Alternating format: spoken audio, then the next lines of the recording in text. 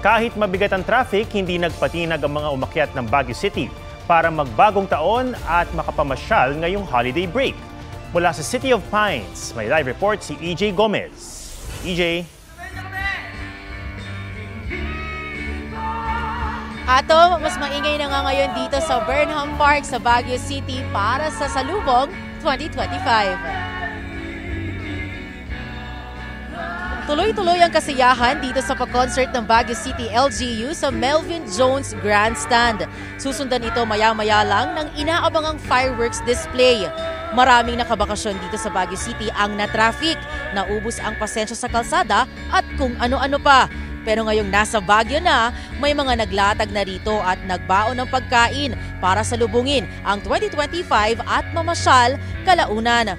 Panglatag, unan, kumot at pagkain para sa puyatan ngayong pagtatapos ng taong 2024 at pagsalubong sa taong 2025 na mangyayari sa ilang minuto na lamang.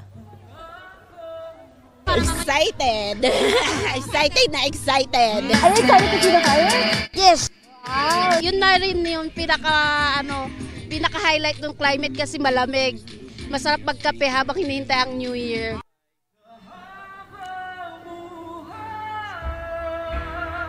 Pamorningan ng araw ang ilan sa mga turista dito sa Melvin Jones, dito nga sa Burnham Park, Baguio City para sa masayang salubong sa bagong taon. Mula po rito sa City of Pines, Happy New Year po sa inyong lahat.